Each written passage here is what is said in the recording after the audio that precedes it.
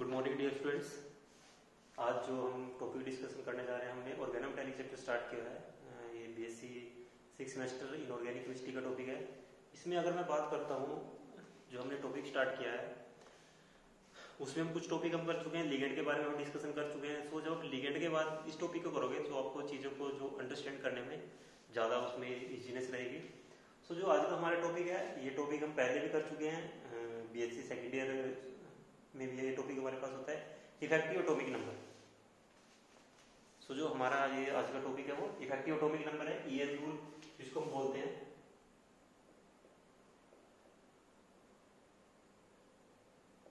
ईएन rule, और हम कह सकते हैं इफेक्टिव एटॉमिक नंबर।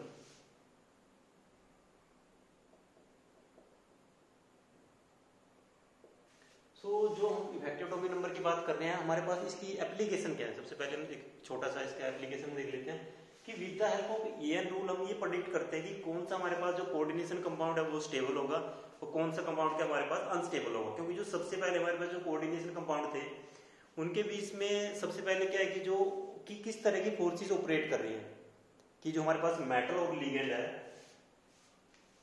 जो हमारे पास कोऑर्डिनेशन कंपाउंड है, जनरली कोऑर्डिनेशन कंपाउंड में क्या होता है, मेटल और लिगेंड होते हैं। हमारे पास मेटल आयन होता है, उसके साथ उसके अराउंड कुछ ना कुछ लिगेंड होते हैं, ऑक्टाहेड्रल, टेट्राहेड्रल, स्थिर कॉम्प्लेक्स हमारे पास किसी भी टाइप का हो सकता है।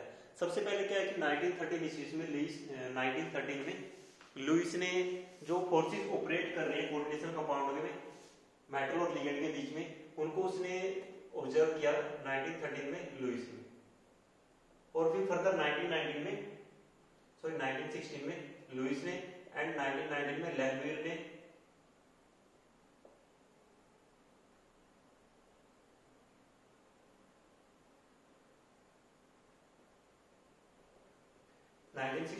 लुईस ने और 1919 में लैंगमुइर ने क्या कि मेटल और जो लिगेंड उनके बीच में फोर्सेस को ऑब्जर्व किया। और उसने क्या ऑब्जर्व किया, उसने क्या कंक्लूजन निकाला कि जो मेटल और लिगेंड के बीच में बॉन्ड बन रहा है वो क्या कर रहा है, लिगेंड है जो वहां पे, लिगेंड को उसने कंसीडर किया लुईस बेस, लिगेंड को उसने कंसीडर किया लुईस बेस,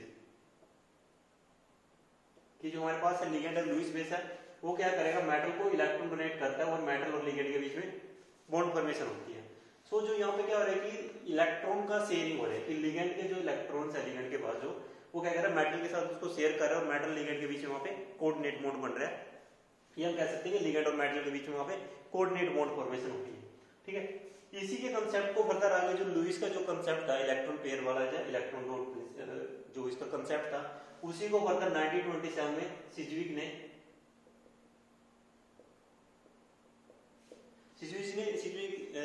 क्या किया, उसको आगे फर्दर एक्सप्लोर किया। उसने जो इसका कोऑर्डिनेशन कंपाउंड का जो प्रिंसिपल था, जो रूल्स या जो मेथड उसने यूज किया था, उसने उसको फर्दर क्या किया, आगे एक्सटेंड किया 1927 में। और 1927 में सिज्विक ने क्या कहा कि जो लिगेंड है हमारे पास वो क्या लुईस बेस है, और जो मेटल है वहां पे वो लुईस एसिड है, कि जो हमारे पास लिगेंड है वो क्या है लुईस बेस और जो मेटल है वो क्या है लुईस एसिड है। और लिगेंड क्या कर रहा है, मेटल को इलेक्ट्रॉन डोनेट कर रहा है और मेटल और लिगेंड के बीच में वहां पे बॉन्ड फॉर्मेशन हो रही है। और जो दोनों इलेक्ट्रॉन है, जो इलेक्ट्रॉन पेयर में जो दो इलेक्ट्रॉन यूज हो रहे हैं, वो क्या कर रहे हैं, लिगेंड ने मेटल को डोनेट किए। मींस वहां पे क्या कर रहा है कि metal as a Lewis acid दो इलेक्ट्रॉन वहां से एक्सेप्ट कर रहा है लिगेंड से, और मेटल और लिगेंड के बीच में वहां पे क्या हो रही है, बॉन्ड फॉर्मेशन हो रही है। लिगेंड को क्या कंसीडर किया लुईस बेस और मेटल को वहां पे कंसीडर किया लुईस एसिड। और उसने एक और सजेस्ट किया कि जो ट्रांजिशन मेटल है हमारे पास आयन, अब यहाँ पे क्या है कि लिगेंड से मेटल इलेक्ट्रॉन पेयर को एक्सेप्ट कर रही है। अब उसने क्या कहा कि कोई भी transition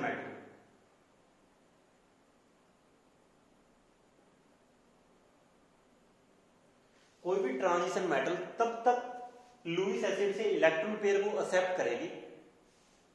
the transition metal will accept the electron from the Lewis base until the total number of electron on the overall coordination compound is not equal to the noble gas element atomic number। कि कोई भी metal ion ligand से तब तक electron pair को accept करेगी जब तक जो हमारे पास कॉम्प्लेक्स बन रहा है ठीक है। जो उसका इफेक्टिव एटॉमिक नंबर है वो किसी नियरेस्ट इफेक्टिव एटॉमिक नंबर या जो उसके टोटल नंबर ऑफ इलेक्ट्रॉन्स है वो किसी नियरेस्ट नोबल गैस एलिमेंट के इक्वल नहीं होता, उसी को बोलते हैं इफेक्टिव एटॉमिक नंबर। ये दूसरी लैंग्वेज में कह सकता हूँ कि कोई भी complex according to effective atomic number rule तभी स्टेबल होगा अगर उसके पास जो टोटल नंबर ऑफ इलेक्ट्रॉन्स है या जो total number of effective atomic number है उसका अगर वो किसी नियरेस्ट नोबल गैस एलिमेंट के इक्वल नहीं हो रहा है। नोबल गैस एलिमेंट में हमारे पास क्या 18 है, 36, 54, 82, हीलियम का कितना है, helium, neon, argon, krypton, xenon, radon, हमारे पास ये एलिमेंट है। रेडोन का सॉरी यहाँ पे 86 है,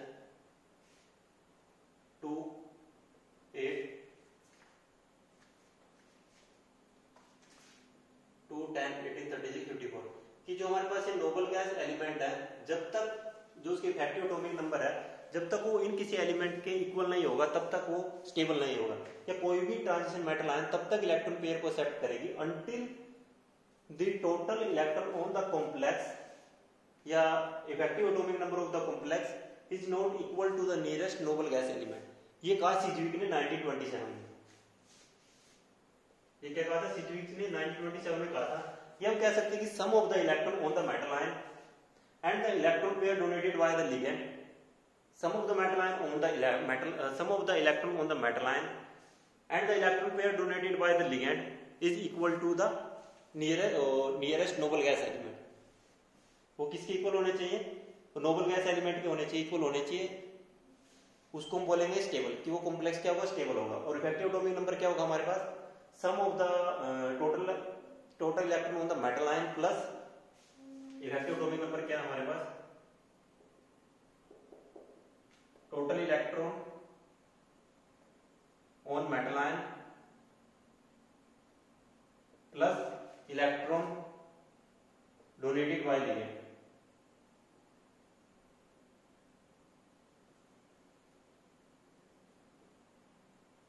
इलेक्ट्रॉन डोनेटेड बाय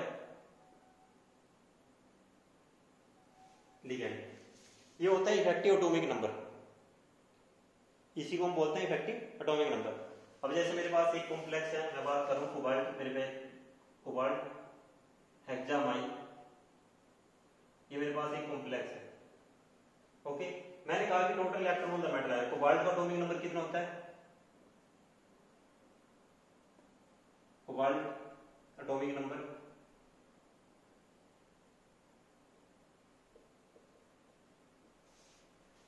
27,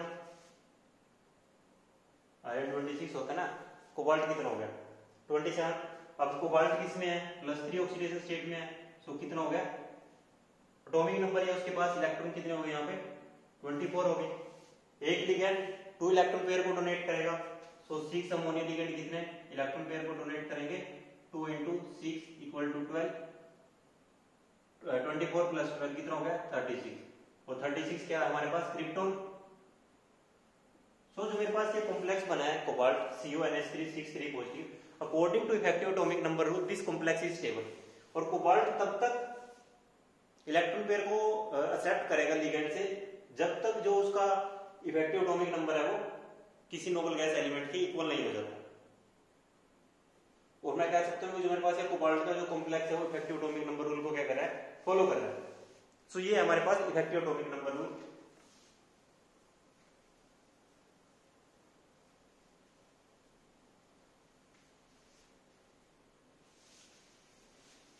हम कुछ कॉम्प्लेक्सेस देख लेते हैं, अब उसमें हम इफेक्टिव एटॉमिक नंबर को हमें कैसे कैलकुलेट करना है। इफेक्टिव एटॉमिक नंबर आपको पता चल गया क्या है, total number of electron on the metal ion and total number of plus electron donated by the ligand. ऐसे मेरे पास FeCN6 हेक्सासाइनोफेरेट, ये मेरे पास एक कॉम्प्लेक्स है। अब आयरन यहाँ पे क्या +2 ऑक्सीजन स्टेट में है, सो आयरन पे कितने इलेक्ट्रॉन हो जाएंगे, वैसे 26 होता है, सो +2 में है तो कितने होगा 24, और 6 साइनो लिगेंड कितने डोनेट करेंगे 2 × 6 12, टोटल कितने हो गए 36। सो ये भी ये रूल को फॉलो कर रहा है। और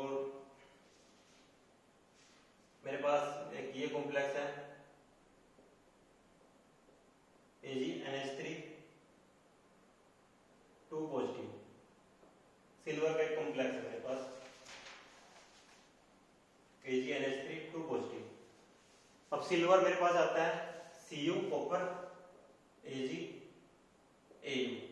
कॉपर का एटॉमिक नंबर होता है 29, इसका कितना होगा? सिल्वर का एटॉमिक नंबर कितना होगा?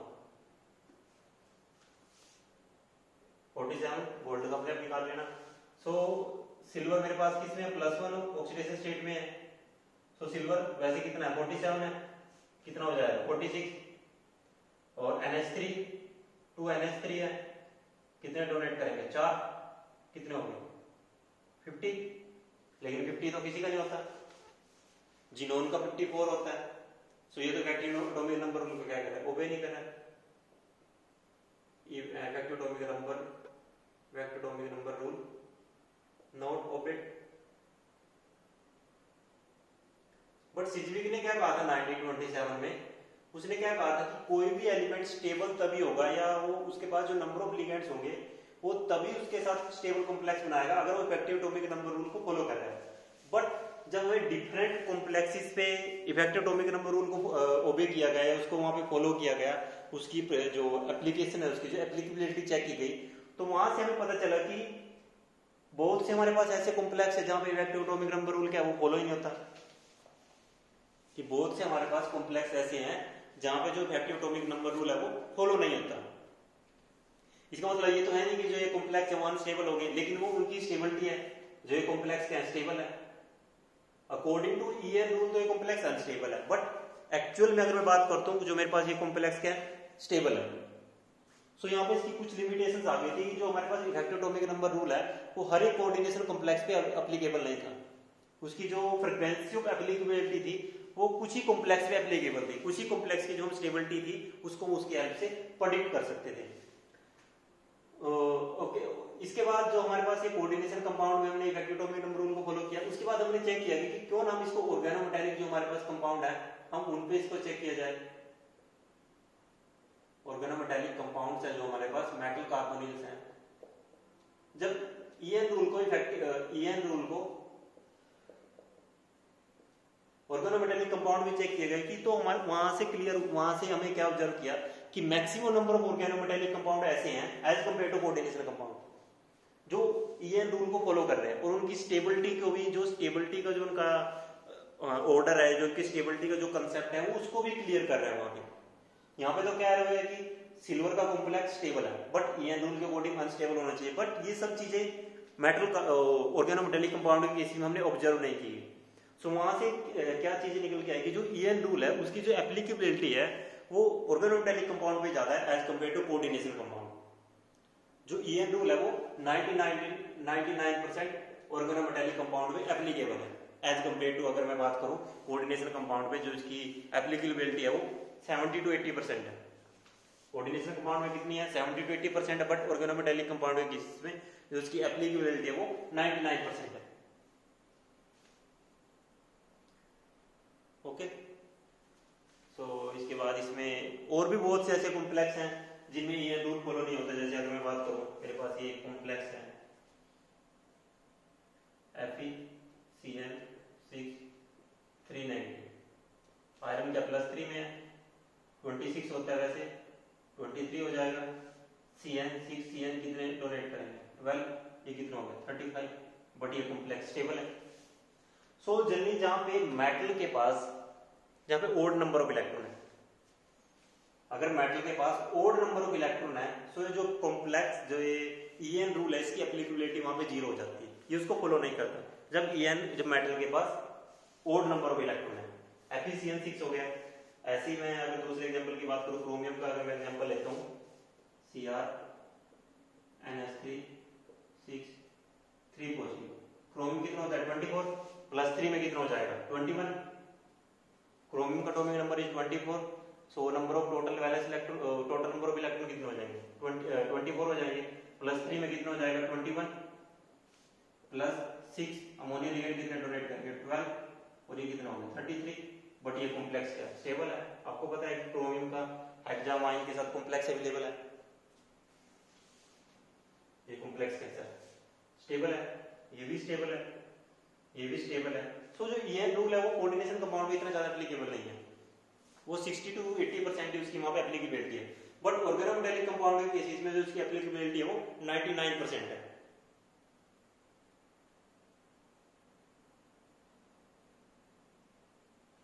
ऐसे मेरे पास एक कॉम्प्लेक्स है VCO6, वैनेडियम कितना है, scandium, titanium, vanadium, vanadium is 23 plus 12 कितना होगा 35, बट ये कॉम्प्लेक्स स्टेबल है। वैनेडियम मेरे पास जो कॉम्प्लेक्स है वो स्टेबल है। तो ऐसे बहुत से कॉम्प्लेक्स ऑब्जर्व किए गए जहाँ पे ईएन रूल फॉलो नहीं होता था बस वो, लेकिन जो हमारे पास वो इस तरह के जो कॉम्प्लेक्स थे वो स्टेबल थे। इसके बाद जब हम मेटल कार्बोनिल्स की बात करते हैं हमारे पास एक 18 इलेक्ट्रॉन रूल भी होता है। ईएन रूल होता है जो 18 इलेक्ट्रॉन रूल है वो इसकी मॉडिफाइड फॉर्म है। The 18 electron rule is the modified form of EN rule.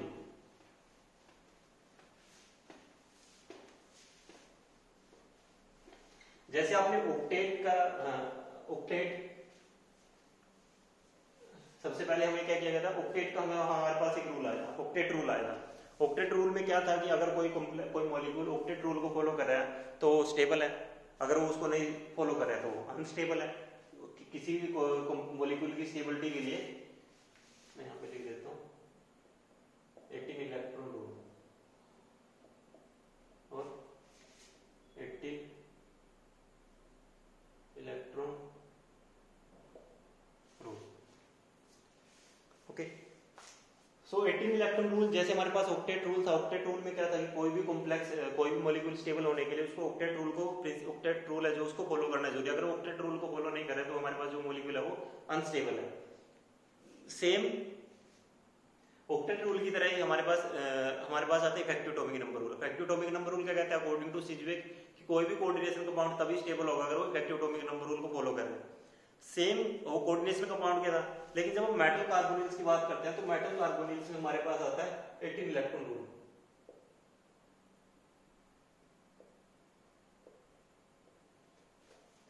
Metal carbonyls में क्या है कि कोई भी कॉम्प्लेक्स तभी स्टेबल होगा अगर वो 18 इलेक्ट्रॉन रूल को फॉलो करे। और मेटल कॉम्प्लेक्स में जो हमारे पास जनरली मेटल कार्बोनिल्स में हमारे पास कौन से हैं, ट्रांजिशन मेटल्स हैं। हमारे पास कौन सी हैं, ट्रांजिशन मेटल्स हैं। और ट्रांजिशन मेटल में जो हमारे पास वैलेंस शेल में इलेक्ट्रॉनिक कॉन्फ़िगरेशन क्या होती है, NH2 और N-1D 1 to 10 Np6। 18 इलेक्ट्रॉन हम इसलिए इसको कह रहे हैं कि s ऑर्बिटल में 2, d में 10 और p में 6, कितने टोटल 18। कि अगर कोई कॉम्प्लेक्स इस तरह से स्टेबल है, वो 18 इलेक्ट्रॉन रूल बना रहा है, तो जो हमारे पास कॉम्प्लेक्स होगा ट्रांजिशन मेटल में उसका कोई भी कॉम्प्लेक्स होगा वो हमारे पास क्या होगा, स्टेबल होगा। मेटल कार्बोनिल्स के लिए मैं बात करता हूँ। सो 18 स्टेबल कॉम्प्लेक्स को ऑब्टेन होने के लिए सबसे पहले क्या है, उसमें क्या है कि sum of the metal D electron, कि मेटल के डी ऑर्बिटल में कितने इलेक्ट्रॉन है, plus electron donated by the ligand and overall charge on the complex. So 18 electron rule में क्या हमारे पास सेम ईएन रूल की तरह थोड़ी सी मॉडिफिकेशन है हल्की सी, कि नंबर ऑफ वैलेंस इलेक्ट्रॉन, हम यहाँ पे बात करते हैं वैलेंस इलेक्ट्रॉन की, number of valence electron in D orbital plus electron donated by ligand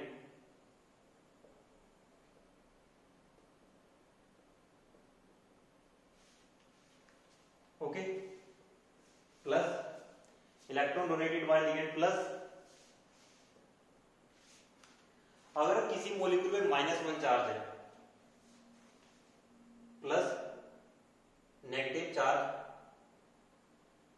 on complex and minus positive charge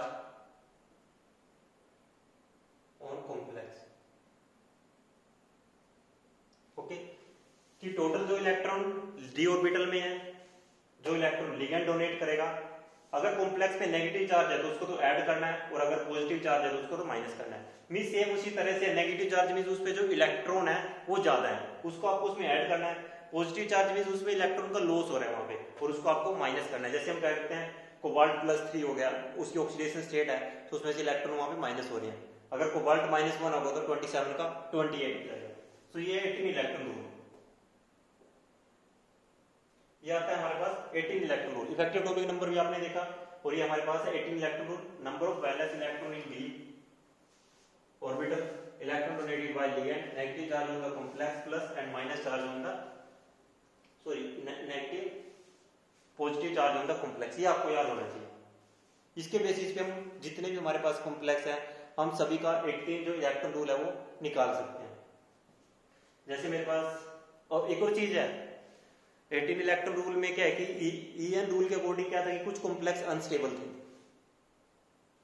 कुछ कॉम्प्लेक्स के हमारे पास 18 ईएन रूल को फॉलो नहीं कर रहे थे, बट वो 18 इलेक्ट्रॉन रूल को फॉलो करते हैं। 18 इलेक्ट्रॉन रूल को फॉलो करने के लिए उसमें 3 कंडीशन है हमारे पास, मैं इसको थोड़ा सा लेटर उसमें डिस्कस करूंगा, एक बार आप इसको देख लो।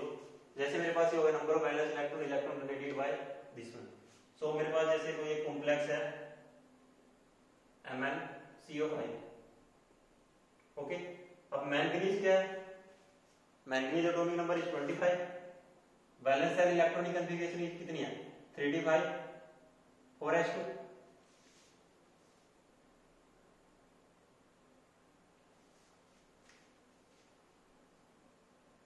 ओके। अब यहां पे MnCO5 25 इलेक्ट्रॉन है। अब इसकी अगर मैं नंबर ऑफ वैलेंस इलेक्ट्रॉन की बात करता हूं, नंबर ऑफ वैलेंस इलेक्ट्रॉन कितने हैं total,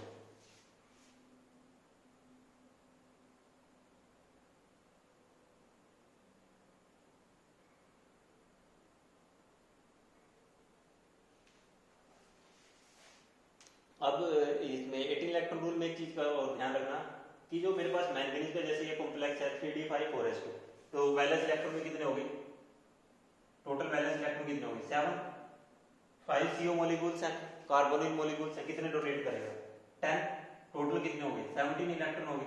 but 18 electron rule follow करने के लिए इसके पास कितने होने चाहिए 18 इलेक्ट्रॉन रूल होने चाहिए, 18 इलेक्ट्रॉन इसके पास होने चाहिए, तभी 18 इलेक्ट्रॉन को फॉलो करेगा। लेकिन कुछ हमारे पास कॉम्प्लेक्स ऐसे हैं जो डाइमर में एग्जिस्ट करते हैं, dimer, trimer, tetramer, polymers, different type के कॉम्प्लेक्स बनते हैं। सो जो MnCO5 है, MnCO5 है वो एक्चुअल में डाइमर में एग्जिस्ट करता है, उसका डाइमर में कॉम्प्लेक्स कैसा है Mn2CO10, ओके। अब यहां पे मेरे पास कितने मैंगनीज हो गए, 2 मैंगनीज हो गए, एक के पास कितने हैं 25, तो दोनों के पास कितने हो गए 50 प्लस 10 CO मॉलिक्यूल कितने डोनेट करेगा 20, ये कितने हो गए 70, कितने नंबर ऑफ मेटल आइटम कितने होंगे 2, तो 70 को 2 से डिवाइड करेंगे कितना आ गया 35 आ गया। अब आपको पता है miss effective atomic number rule के अकॉर्डिंग या तो 18 होने चाहिए, 36 होने चाहिए, या 54 होने चाहिए, 86 होने चाहिए। 35 होने के लिए इसमें क्या है एक इलेक्ट्रॉन की कमी है। सो जो यहाँ पे मैंगनीज है उसके बीच में भी एक बॉन्ड है, जो मैंगनीज सिंगल बॉन्ड है वो कितने इलेक्ट्रॉन को डोनेट करेगा 2 इलेक्ट्रॉन डोनेट करेगा। सो टोटल कितने हो गए 50 प्लस 20 प्लस इलेक्ट्रॉन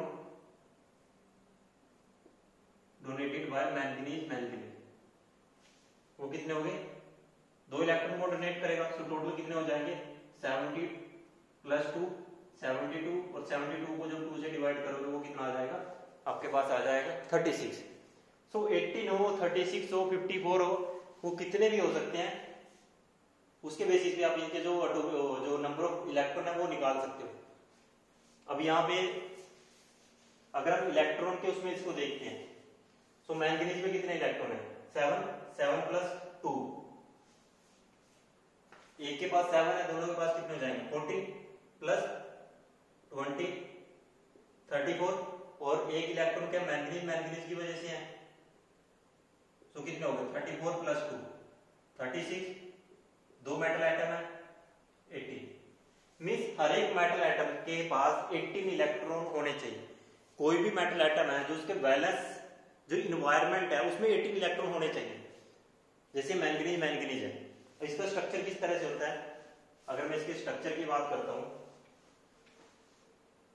इस तरह से होता है manganese CO 5 CO molecule CO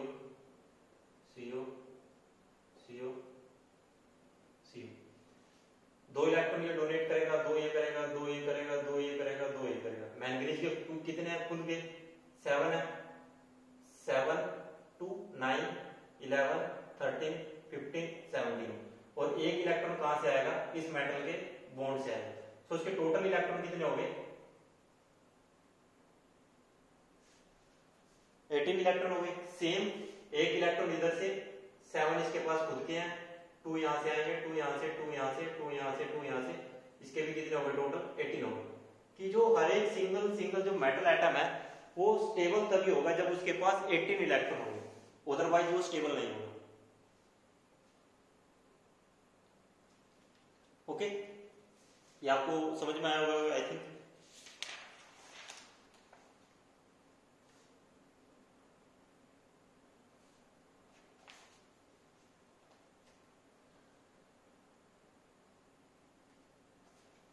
okay, ये हमारा हो गया।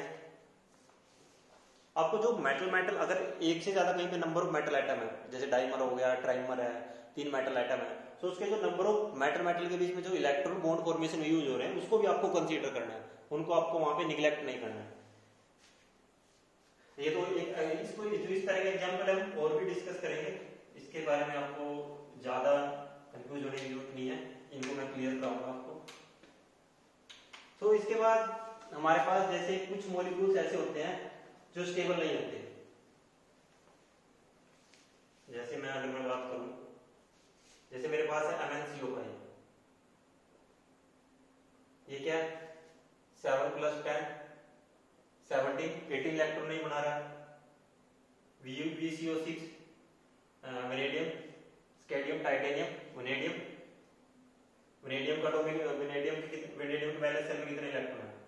3d3 4s2, सो कितने हो गए? 3 + 2 5 + 6 CO मॉलिक्यूल्स हैं, तो कितने हो गए? 6 × 2 12 12 + 5 17।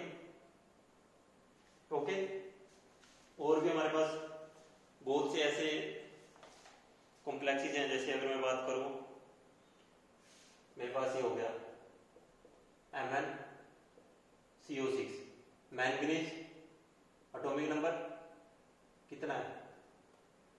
25, valence shell electronic configuration 3d5 4s2, total number of valence electron 7 + 6 × 2 12, कितने हो गए? 19 हो गए। ये भी 18 इलेक्ट्रॉन रूल को फॉलो नहीं कर रहा है। सो उस तरह के कॉम्प्लेक्स जिनका एटॉमिक नंबर जो ओड है, जैसे यहाँ पे कितना है एटॉमिक नंबर? वेनेडियम में कितना है? 23, ये भी ओड है।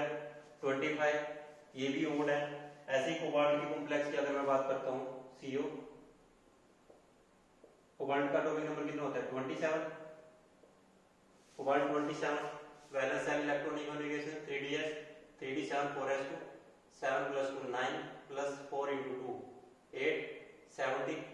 सो जिन मेटल आयंस का एटॉमिक नंबर ओड है, ठीक है, वो 18 इलेक्ट्रॉन रूल को फॉलो तभी करेंगी, उसकी 3 कंडीशंस हैं। या तो वो कटायनिक फॉर्म में हो, ध्यान से सुनना। फर्स्ट वन कटायनिक, जो मेरे पास कॉम्प्लेक्स होगा वो कटायनिक हो सकता है, वो कटायनिक स्पीशीज बनाए।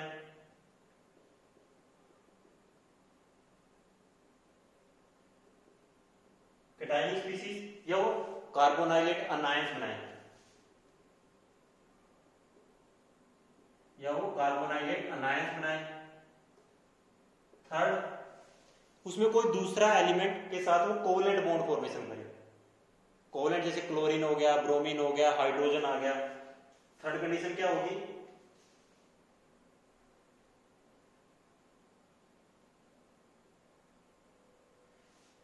Form single covalent bond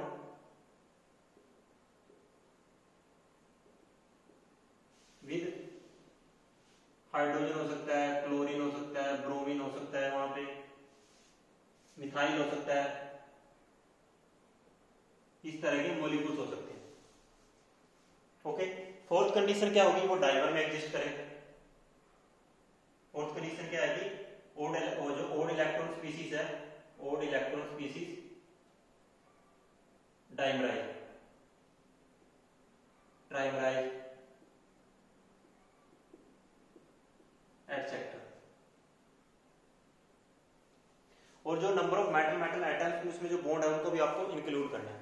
so मेरे पास ये 3 to 4 कंडीशन है कि जो, अब एक बार ध्यान से सुनो दोबारा, जो ओड इलेक्ट्रॉन स्पीसीज है वो तभी 18 इलेक्ट्रॉन रूल को फॉलो करेगी या तो वो कैटायनिक स्पीसीज बनाए। कैटायनिक स्पीसीज MnCO5 है यहाँ पे, ओके। मैंगनीज MnCO5 अगर यहाँ पे -1 हो, या अनायनिक स्पीसीज बनाए तब भी ये क्या करेगी, कॉम्प्लेक्स को क्या करेगी, वहां फॉलो करेगी। VCO6 नेगेटिव, अगर यहाँ पे नेगेटिव आ जाए, COCO4 है, इस पे कैसा चार्ज आ जाए, 17 है, -1, MnCO6 ये कैटायनिक फॉर्म में चेंज हो जाए। सो इस तरह के जो मेरे पास कॉम्प्लेक्सेस हैं जिनमें मेटल पे ओड एटॉमिक नंबर है उसका, मींस या तो वो कैटायनिक स्पीसीज बनाए इस तरह की, या वो कार्बोनाइलेट अनायन बनाए जिसमें नेगेटिव चार्ज है, ये क्या कार्बो एनाइलेट अनायन, ये कैसी है कैटायनिक स्पीसीज।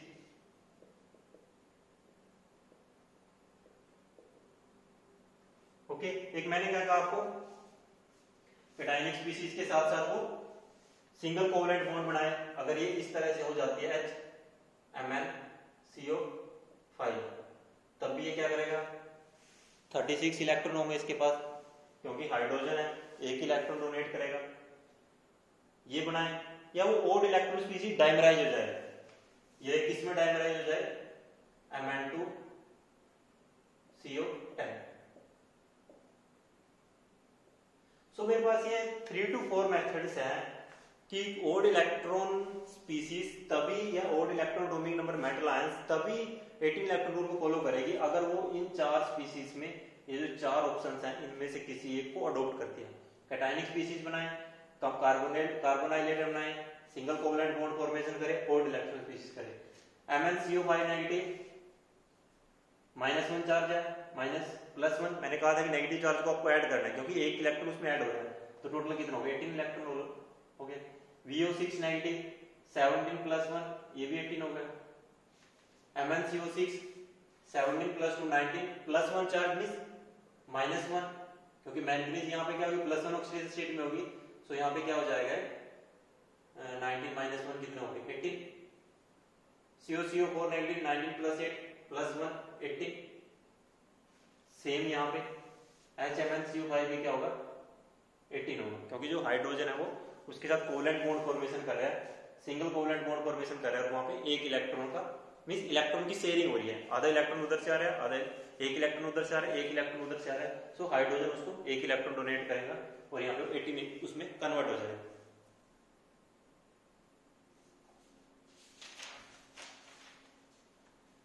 डायमराइज के हम कुछ एग्जांपल हो रहे हैं उनको भी डिस्कस कर लेते हैं।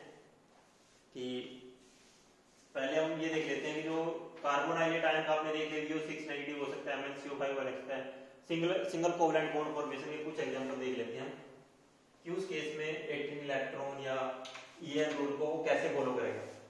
वैसे अगर मैं बात करूं, EN रूल कुछ नहीं है, सॉरी 18 इलेक्ट्रॉन रूल कुछ नहीं है, वो सिर्फ EN रूल की अदर फॉर्म है। मैं 18 इलेक्ट्रॉन या तो मैं वैलेंस इलेक्ट्रॉन को काउंट कर लूं या मैं टोटल नंबर ऑफ इलेक्ट्रॉन को काउंट कर लूं। अगर टोटल नंबर ऑफ इलेक्ट्रॉन को काउंट कर रहा हूं तो EN रूल हो जाएगा, और अगर मैं सिर्फ वैलेंस इलेक्ट्रॉन की बात कर रहा हूं तो वहां पे 18 इलेक्ट्रॉन रूल होगा। जैसे मेरे पास ये है MnCO5Cl, manganese atomic number 25, total number of electron 25 plus CO कितने डोनेट करेगा, 5 × 2 10 प्लस Cl कितने डोनेट करेगा, 1, तो टोटल कितने हो गए 36।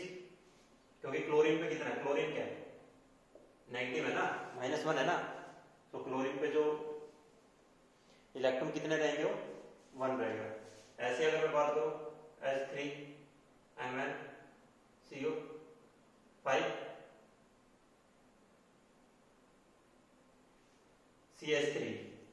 CH3 हमेशा एक इलेक्ट्रॉन पेयर को डोनेट करता है, ये 1 इलेक्ट्रॉन डोनर होता है।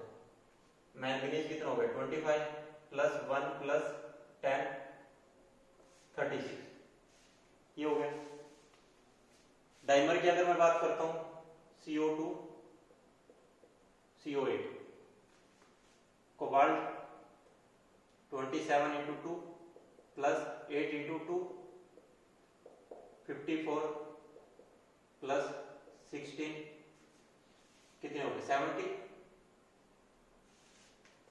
70 और मैं 2 से डिवाइड करता हूं तो कितने हो गए 35 और 36 होने के लिए कितना चाहिए एक इलेक्ट्रॉन चाहिए मींस एक मेटल को 36 कंप्लीट होने के एक इलेक्ट्रॉन चाहिए दो मेटल है मींस वहां पे CO जो मेटल है मेटल उसके बीच में भी क्या होगा बॉन्ड होगा metal metal bond also donate 2 electron तो टोटल कितने हो गए 54 CO मॉलिक्यूल से प्लस 16 कार्बोनिल से प्लस मेटल मेटल दो डोनेट करेगा तो कितने हो गए 72 ये हो गए 36 टोटल कितने हो गए 36 हो गए ऐसे ही कुछ और एग्जाम्पल है उनके बारे में डिस्कशन देख लेते हैं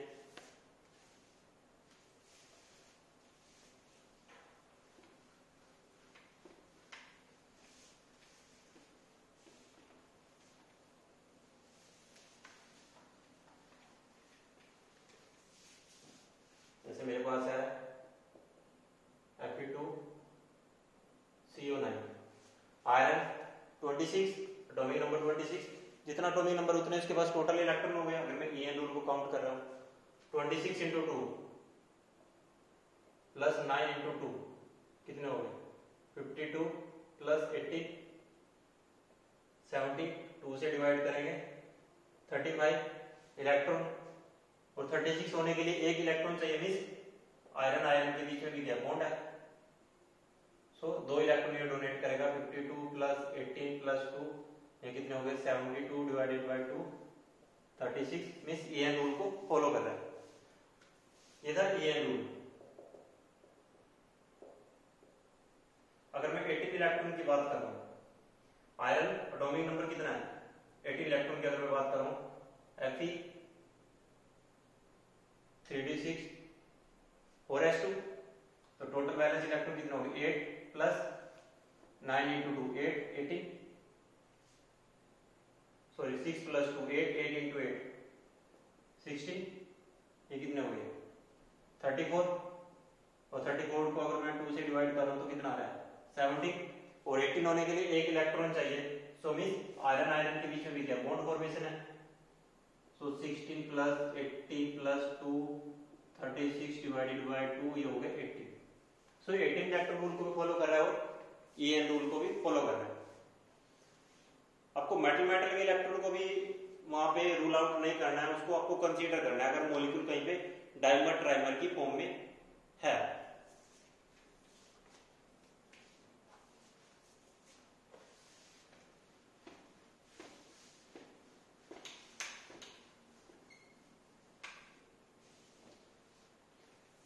ऐसे मेरे पास एक कॉम्प्लेक्स है CO4 CO12 आपको ये चेक करना है कि ये 18 इलेक्ट्रॉन रूल को फॉलो कर रहा है या नहीं कर रहा है इसका जो स्ट्रक्चर होता है एक बार मैं स्ट्रक्चर बता दूं आपको ये स्ट्रक्चर होता है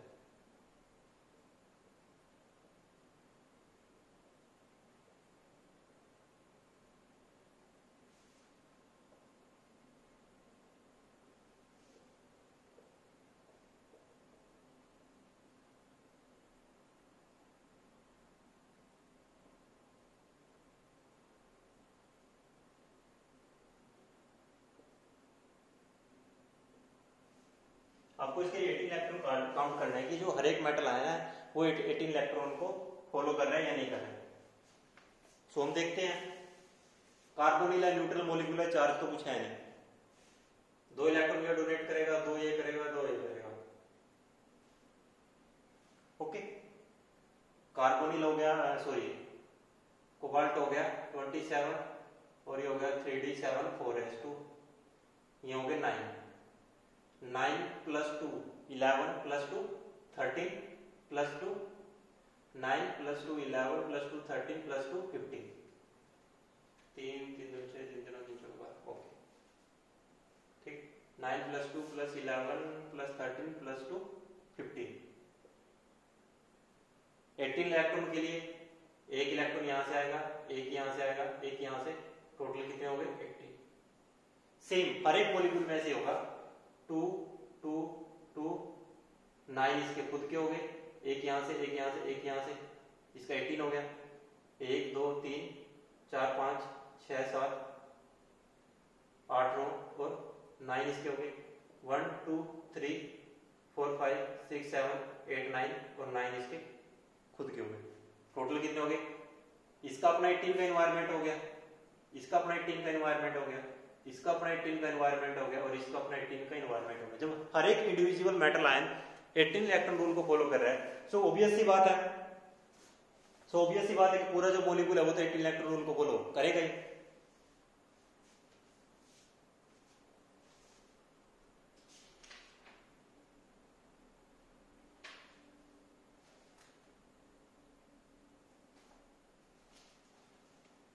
तो ये तो था हमारे पास। आपको है कि जो मेटल के बीच में जो इलेक्ट्रॉन है उसको निगलेक्ट नहीं करना कैसे भी करके। जैसे अगर मैं बात करता हूँ, एक छोटा सा एग्जांपल मैं आपके साथ यहाँ पे डिस्कस करता हूँ।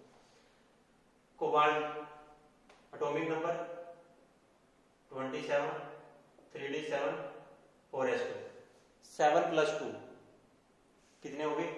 9 जो के 36 + 12 दूनी 24 कितने हो गए? 60, 12 दूनी 60 हो गए ना। अब मैं 60 को हर एक मेटल आयन में इंडिविजुअल का 18 करता हूं तो यहाँ पे 15 हो गए। मींस 15 को 18 में कंप्लीट होने के लिए 3 इलेक्ट्रॉन और चाहिए। मींस इससे क्या है कि जो एक कार्बोनिल जो एक कोबाल्ट मेटल है, जो एक कोबाल्ट मेटल है वो फर्दर 3 मेटल के साथ कनेक्टेड है। एक कोबाल्ट मेटल 3 मेटल के साथ कनेक्टेड है, तभी वो इसको 3 इलेक्ट्रॉन डोनेट करेंगे। 1 2 3 हर एक मेटल आयन 3 कोबाल्ट मेटल के साथ कनेक्टेड है। आप देख सकते हो 1 2 3 1 2 3 1 2 3 1 2 3, तभी इसके टोटल 3 इसमें ऐड होगा और ये 18 में कन्वर्ट हो जाएगा। मींस यहाँ पे टोटल बॉन्ड कितने हैं? 1 2 3 4 5 6 कोबाल्ट के बीच में 6 मेटल बॉन्ड है। तो अगर मुझे टोटल बैलेंस 18 इलेक्ट्रॉन को चेक करना है, 36 + 24 + 12 ये कितना हो गया? 72 डिवाइडेड बाय 4 18 इलेक्ट्रॉन। हर एक मेटल आयन के लिए 18 इलेक्ट्रॉन यहाँ पे आपके पास आ जाएगा। ओके,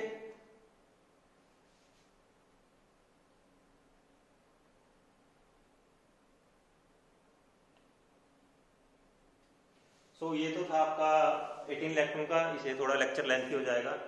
सो इसमें जो हमारे पास कुछ ऑर्गेनोमेटेलिक कंपाउंड्स हैं EN, उसकी हम बात करते हैं। सिग्मा जैसे पाई हमने जो बात की थी, 2 carbon bonded, 3 carbon bonded, 4 carbon bonded, 5 carbon bonded या 6 या 7 कार्बन बॉन्डेड जो हमारे पास मेटल आयंस थे, उनका जो हम 18 इलेक्ट्रॉन रूल को कैसे काउंट करेंगे अब हम उसके बारे में बात करेंगे। उसके लिए हम इसको नेक्स्ट वीडियो में शिफ्ट कर रहे हैं। So thank you for watching the video.